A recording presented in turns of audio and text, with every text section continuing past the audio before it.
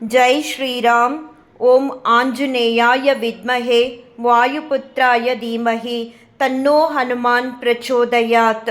ಎಲ್ಲರಿಗೂ ಹನುಮ ಜಯಂತಿಯ ಶುಭಾಶಯಗಳು. ಆಂಜನೇಯ ಸ್ವಾಮಿ ನಿಮ್ಮೆಲ್ಲರಿಗೂ ಆರೋಗ್ಯ, ಆಯಸ್ಸು, ಯಶಸ್ಸು ಕೊಟ್ಟು ಕಾಪಾಡಲಿ ಅಂತ ಬೇಡ್ಕೊಳ್ತೀನಿ. ನಮ್ಮನೇಲಿ ರಾಘವೇಂದ್ರ ಸ್ವಾಮಿಯವರ ಸೇವೆ ಇವತ್ತು ತುಂಬನೇ ಸರಳವಾಗಾಯಿತು, ಹಾಗೆ ತುಂಬನೇ ಚೆನ್ನಾಗಾಯಿತು. ರಾಘವೇಂದ್ರ ಸ್ವಾಮಿಯವರಿಂದ ಮತ್ತು ಶ್ರೀರಾಮ ದೇವರಿಂದ ಆಶೀರ್ವಾದ ಕೂಡ ಪಡ್ಕೊಂಡೆ. ಸೇವೆ ಮಾಡಿದಾಗ ಒಂದು ರೀತಿ ವೈಬ್ರೇಷನ್ ಅನ್ನೋದು ಹೆಚ್ಚಾಗಿ ಇತ್ತು.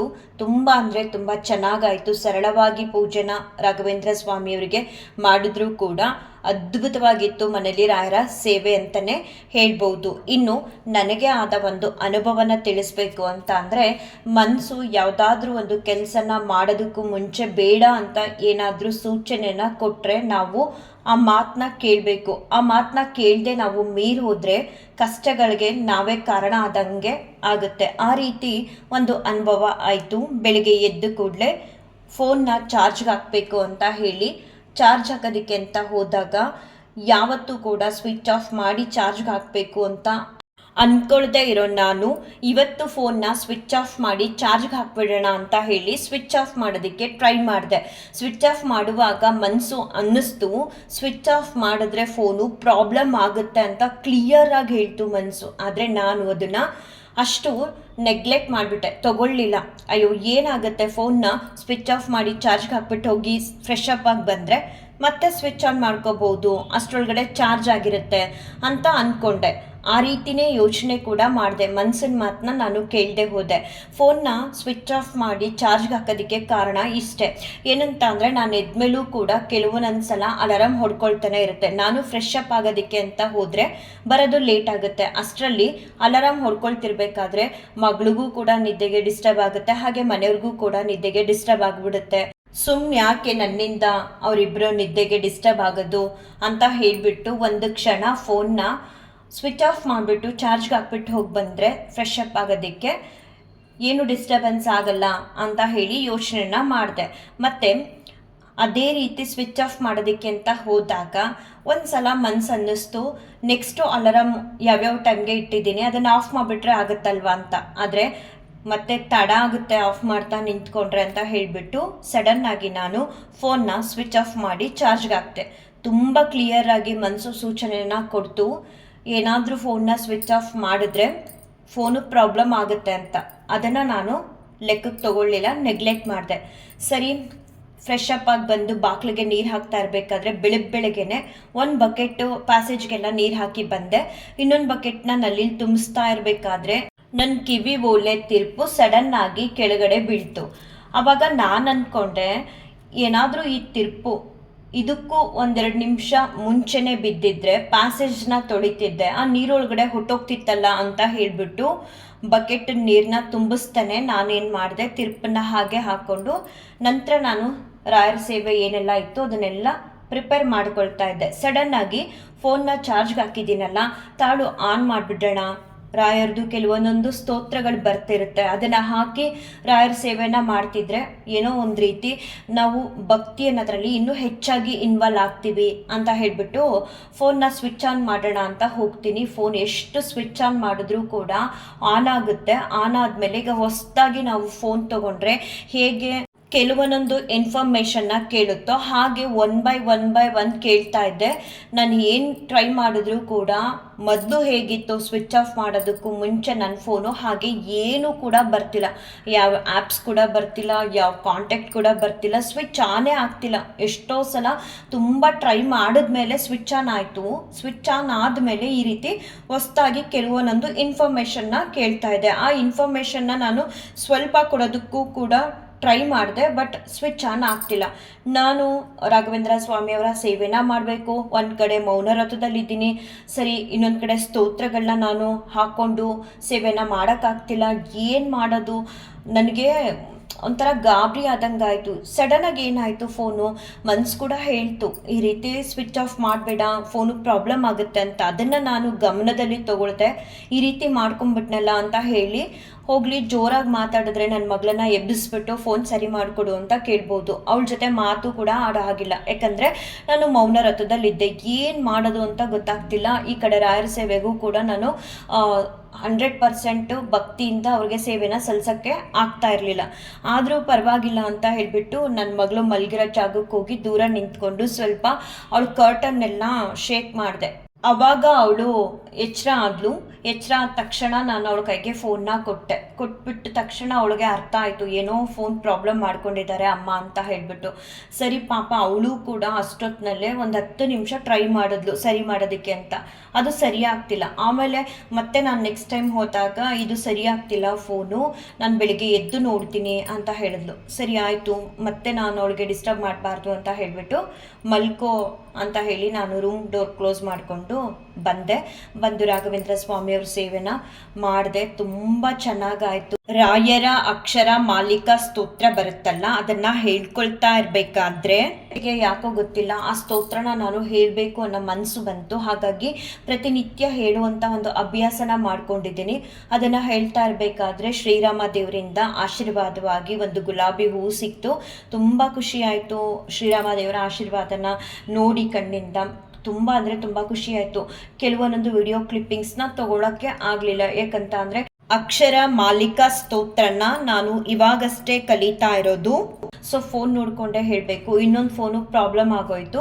ಆ ಕಾರಣಕ್ಕೆ ನಾನು ವಿಡಿಯೋ ಕ್ಲಿಪ್ಪಿಂಗ್ಸ್ ತೊಗೊಳಕ್ಕಾಗಲಿಲ್ಲ. ಬಟ್ ಕಣ್ತುಂಬ ನೋಡಿದೆ. ತುಂಬ ಅಂದರೆ ತುಂಬ ಖುಷಿ ಆಯಿತು. ಅದಾದಮೇಲೂ ಕೂಡ ರಾಘವೇಂದ್ರ ಸ್ವಾಮಿಯವರಿಂದ ಆಶೀರ್ವಾದನ ಪಡ್ಕೊಂಡೆ. ಪೂಜೆ ಎಲ್ಲ ತುಂಬ ಚೆನ್ನಾಗಾಯಿತು. ಮನೇಲಿ ಮಗಳು ಬೆಳಗ್ಗೆ ಬೇಗ ಎದ್ಲು, ಫೋನ್ ಪ್ರಾಬ್ಲಮ್ ಆಗಿದೆ ಅಂತ. ಫೋನ್ನ ಸರಿ ಮಾಡೋದಕ್ಕೆ ಎಷ್ಟು ಟ್ರೈ ಮಾಡಿದ್ರೂ ಕೂಡ ಫೋನು ಹೊಸದಾಗಿ ಕೆಲವೊಂದು ಇನ್ಫಾರ್ಮೇಷನ್ನ ಕೇಳ್ತಿದೆ, ಕೊಟ್ಟರೂ ಕೂಡ ತಗೋತಾ ಇಲ್ಲ. ಅವಾಗ ಅವಳು ನನ್ನ ಕೇಳಿದ್ದಿಷ್ಟೇ, ನಾನು ಬೇರೆ ಮೌನ ವ್ರತದಲ್ಲಿದ್ನ. ಏನು ಹೇಳಿದ್ಲು ಅಂತ ಅಂದರೆ, ನಿನ್ನ ಎಲ್ಲ ಆ್ಯಪ್ಗಳು ಡಿಲೀಟ್ ಆಗುತ್ತೆ. ಇವಾಗ ನೀನೇನು ಯೂಟ್ಯೂಬ್ ಚಾನಲ್ ಓಪನ್ ಮಾಡಿದ್ಯಾ ಅದು, ಮತ್ತು ವಾಟ್ಸಪ್ಪು ಹೋದ್ರೂ ಇನ್ಸ್ಟಾಲ್ ಮಾಡ್ಕೋಬೋದು ಫೋನ್ ಸರಿ ಮಾಡಿಸ್ಕೊಂಡ್ಮೇಲೆ. ಆದರೆ ಆ ಕ್ಷಣಕ್ಕೆ ಯೂಟ್ಯೂಬ್ ಕೂಡ ಡಿಲೀಟ್ ಆಗುತ್ತೆ, ತಗೋತಿಲ್ಲ ನಿನ್ನ ಮೇಲ್ ID-ನ ಅಂತ ಹೇಳಿದಾಗ ತುಂಬ ಬೇಜಾರಾಯಿತು. ಆಮೇಲೆ 1 ಸೆಕೆಂಡಲ್ಲಿ ಅಯ್ಯೋ ಹೋಗಲಿ ಬಿಡು ಪರವಾಗಿಲ್ಲ ಮತ್ತೆ ಹೊಸದಾಗಿ ಮಾಡ್ಕೊಳ್ಳೋಣ ಅಂತ ಅಂದ್ಕೊಂಡೆ. ಮತ್ತೆ 1-2 ಸೆಕೆಂಡಲ್ಲಿ ಹಾಗೆ ಕುತ್ಕೊಂಡ್ಬಿಟ್ಟೆ. ಒಬ್ರ ಹತ್ರ ಹೇಳೋ ಆಗಿಲ್ಲ ಈ ರೀತಿ ಆಗಿದೆ ನನ್ನ ಫೋನು ಅಂತ. ಮೌನವ್ರತದಲ್ಲಿ ಬೇರೆ ಇದ್ದೆ. ಸಡನ್ನಾಗಿ ನನ್ನ ತಲೆಗೆ ಬಂದಿದ್ದೇನು ಅಂತ ಅಂದರೆ, ನನ್ನ ಯೂಟ್ಯೂಬ್ ಚಾನಲ್ ಡಿಲೀಟ್ ಆದರೆ ಎಷ್ಟು ಜನ ಎಲ್ಲ ಖುಷಿ ಪಡ್ತಾರೆ, ಇದು ಈ ರೀತಿ ಆಗಲೇಬಾರ್ದು ಅಂತ ಹೇಳಿಬಿಟ್ಟು ಸಡನ್ನಾಗಿ ತುಂಬ ನಾನು ಅವಳು ಹೇಳಿದ ತಕ್ಷಣ ಪಾಸಿಟಿವ್ ಆಗಿ ತೊಗೊಂಡೆ. ಫ್ರ್ಯಾಕ್ಷನ್ ಆಫ್ ಸೆಕೆಂಡು ಬೇಸರ ಆದರೂ ಕೂಡ ಅಯ್ಯೋ ಹೋಗಲಿ ಬಿಡು ಮತ್ತೆ ಹೊಸದಾಗಿ ಮಾಡೋಣ ಅಂತ ಅಂದ್ಕೊಂಡವಳು ಸಡನ್ನಾಗಿ ನನ್ನ ಯೂಟ್ಯೂಬ್ ಚಾನಲ್ ಡಿಲೀಟ್ ಆಗುತ್ತೆ ಅಂತ ಗೊತ್ತಾದರೆ ಎಷ್ಟೋ ಜನ ಕಾಯ್ತಾ ಇದ್ದಾರೆ ಖುಷಿ ಪಡೋದಕ್ಕೆ. ಮನಸ್ಸಲ್ಲೇ ಅಂದ್ಕೊಂಡೆ, ತಾಳು ಈ ರೀತಿ ಆಗಬಾರ್ದು ಅಂತ ಹೇಳಿ ಸಡನ್ನಾಗಿ ರಾಯರ ಹತ್ರ ಬಂದ್ಬಿಟ್ಟು ಹೇಳಿದೆ, ಸ್ವಾಮಿ ಮನಸ್ಸಲ್ಲೇ ಹೇಳ್ಕೊಂಡೆ ರಾಯರ ಹತ್ರ, ನನಗೆ ಮುಂಚೆನೇ ಮನಸ್ಸು ಸೂಚನೆ ಕೊಡ್ತು, ಫೋನ್ನ ನೀನು ಸ್ವಿಚ್ ಆಫ್ ಮಾಡಿ ಚಾರ್ಜ್ಗೆ ಹಾಕಿದ್ರೆ ಫೋನು ಪ್ರಾಬ್ಲಮ್ ಆಗುತ್ತೆ ಅಂತ.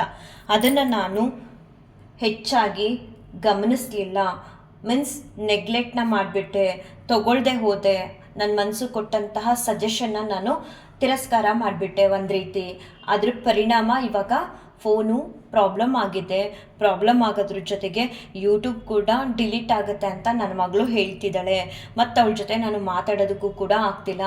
ಏನಾದರೂ ಮಾಡಿ ಸ್ವಾಮಿ, ಫೋನ್ನ ರಿಪೇರಿ ಮಾಡಿಸೋದಕ್ಕೆ ಅಂತ ಫೋನ್ ಅಂಗಡಿಗೆ ನಾನು ತೊಗೊಂಡೋಗೋಕ್ಕೆ ನಂಗೆ ಒಂಚೂರು ಕೂಡ ಇಷ್ಟ ಇಲ್ಲ. ಫೋನ್ ಅಂಗಡಿಗೆ ತೊಗೊಂಡೋಗಿ ಅಲ್ಲಿ ದುಡ್ಡು ಕೊಟ್ಟು ಫೋನೆಲ್ಲ ರಿಪೇರಿ ಮಾಡಿಸೋದಕ್ಕೆ ನನಗೆ ಇಷ್ಟನೂ ಇಲ್ಲ. ಅದು ಆ ರೀತಿ ಆಗಲೂಬಾರ್ದು. ಅದೇನು ಮಾಡ್ತೀರಾ ನನಗೆ ಗೊತ್ತಿಲ್ಲ ಸ್ವಾಮಿ, ಈ ರೀತಿ ಹೇಳ್ತಿದ್ದಾಳೆ, ಫೋನ್ನ ಸರಿ ಮಾಡಿಸ್ಕೊಡೋ ಜವಾಬ್ದಾರಿ ನಿಮ್ಮದು ಅಂತ ಹೇಳಿ ಹಾಗೆ 1 ಸೆಕೆಂಡು ನಮ್ಮ ದೇವ್ರ ಮನೇಲಿ ಡೋರ್ ಇಲ್ಲ, ಬಟ್ ಈ ಗೋಡೆನ ಒರ್ಕೊಂಡು ಹಾಗೆ ನಿಂತ್ಕೊಂಡು ರಾಘವೇಂದ್ರ ಸ್ವಾಮಿ ಅವ್ರನ್ನ ನೋಡಿಬಿಟ್ಟು ಮತ್ತೆ ಎಷ್ಟೊತ್ತು ಅಂತ ಹಿಂಗೆ ಟೈಮ್ ವೇಸ್ಟ್ ಮಾಡೋದು, ಇವ್ರು ಸ್ಕೂಲ್ಗೆ ಹೋಗೋದಕ್ಕೆ ಲೇಟ್ ಆಗುತ್ತೆ, ತಿಂಡಿ ಮಾಡಿಕೊಡೋಣ ಅಂತ ಹೇಳಿಬಿಟ್ಟು ನಾನು ತಿಂಡಿ ಮಾಡ್ತಿರ್ಬೇಕಾದ್ರೆ ನನ್ನ ಮಗಳು ಮತ್ತೆ ಪ್ರಯತ್ನ ಮಾಡಿ ಫೋನ್ನ ಸರಿ ಮಾಡಿಬಿಟ್ಲು. ಫುಲ್ ಖುಷಿ ಅಂದರೆ ಖುಷಿ. ಎಷ್ಟು ಖುಷಿ ಆಯಿತು ಅಂತ ಅಂದರೆ, ಯಾವುದೂ ಕೂಡ ಶಾಶ್ವತ ಅಲ್ಲ, ಆದರೆ ಕೆಲವೊಂದೊಂದು ಚಿಕ್ಕ ರೀಸನ್ಸಿಂದ ನಮ್ಮ ಕೈಯಾರೆ ನಾವು ಒಂದು ಯೂಟ್ಯೂಬ್ ಚಾನಲ್ ಆಗಲಿ ಅಥವಾ ಬೇರೆ ಯಾವುದೇ ಒಂದು ನಾವು ಕಳ್ಕೊಂಡ್ರೆ ಮನಸ್ಸಿಗೆ ತುಂಬ ಬೇಜಾರಾಗುತ್ತೆ. ಆ ರೀತಿ ಇವತ್ತು ಆಗಬೇಕಿತ್ತು, ರಾಘವೇಂದ್ರ ಸ್ವಾಮಿಯವ್ರ ದಯೆಯಿಂದ ಆಗಲಿಲ್ಲ. ರಾಘವೇಂದ್ರ ಸ್ವಾಮಿಯವ್ರ ದಯೆಯಿಂದ ಆಗಲಿಲ್ಲ ಅನ್ನೋದಕ್ಕಿಂತ ಹೆಚ್ಚಾಗಿ ಮುಂಚೆನೇ ನನ್ನ ಮನಸ್ಸು ಎಚ್ಚೆತ್ತಿಸ್ತು.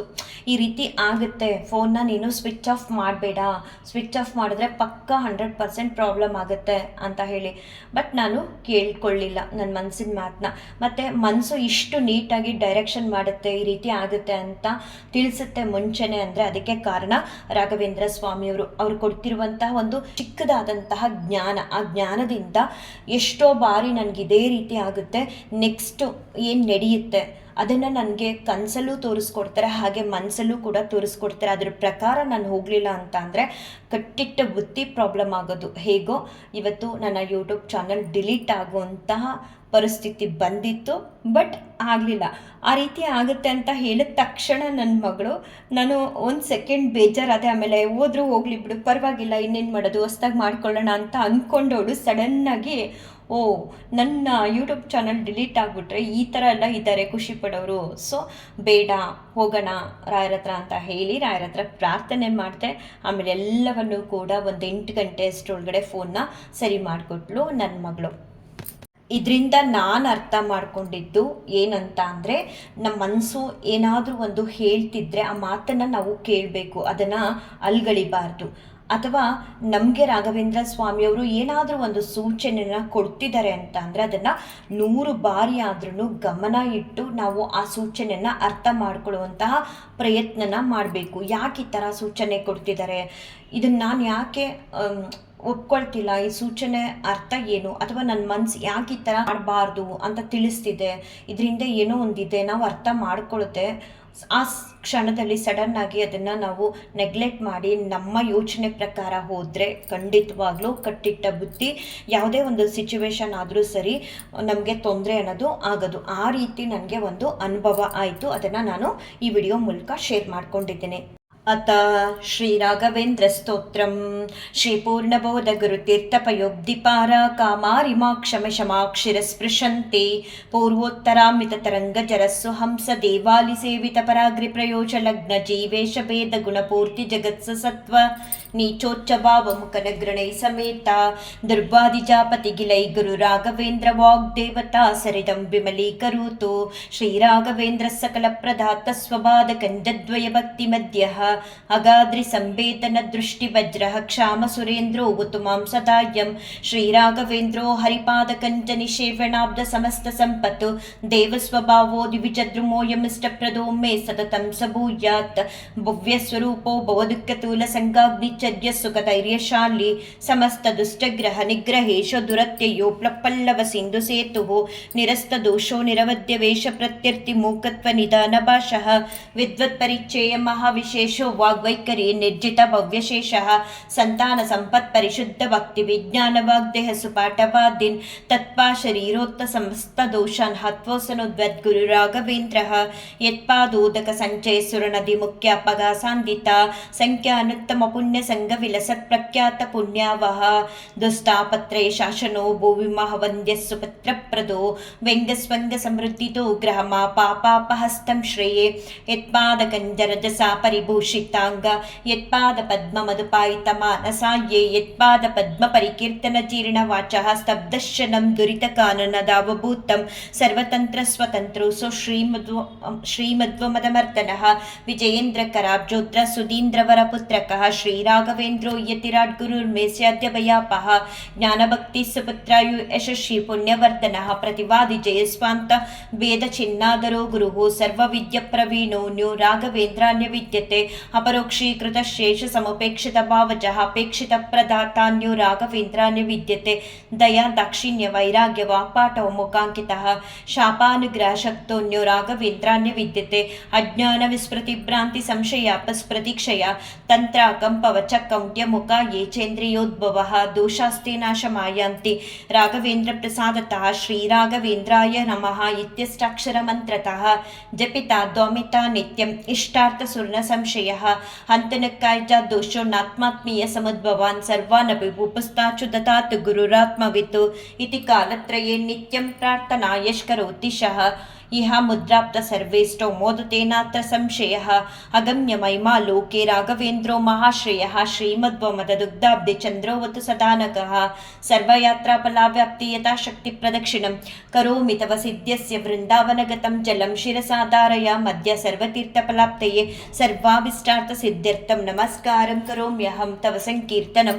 वेदशास्त्रार्थज्ञानसिद्धये संसारे क्षीरसागरे प्रकृतितोगादे सदा दुस्तरे सर्ववन्द्यजलग्रहनुपमै कामादिभङ्गाकुले नानाविभ्रमे दुर्भ्रमे मितभयस्तोमादिकेनोत्कटे दुःखोत्कृष्टमिषसमुद्धरगुरु मामग्नरूपं सदा राघवेन्द्र गुरुस्तोत्रं यः पठे भक्तिपूर्वकं तस्य कुष्ठादिरोगाणां निवृत्तिस्वराय भवेत् अंदोपि दिव्यदृष्टिसाडेट मूकोऽपि वाक्पृतिः पूर्णायु पूर्णसम्पत्ति स्तोत्रस्यास्य जपाद् भवेत् एप्पिमेञ्जलमेतेन स्तोत्रेणैवाभिमन्त्रितं तस्य कुक्षिगता दोष सर्वे नश्यन्ति तत्क्षणात् यत्बृन्दावनमासाद्य पङ्गुकञ्जोऽपि वा जनः स्तोत्रेणानेन यर्कुर्यात् प्रदक्षिण नमस्कृति सजङ्गालो भवेदेव गुरुराजप्रसादतः सोमसूर्योपरागे च पुष्यर्कादि समागमे योनुत्तममिदं स्तोत्रम् अष्टोत्तरशतं जपेत् भूतप्रेतपिशाचादिपीडान तस्य न जायते एतत्स्तोत्रं समुच्चार्य गुरुर्वृन्दावनान्तिके दीपसंयोजनज्ञानं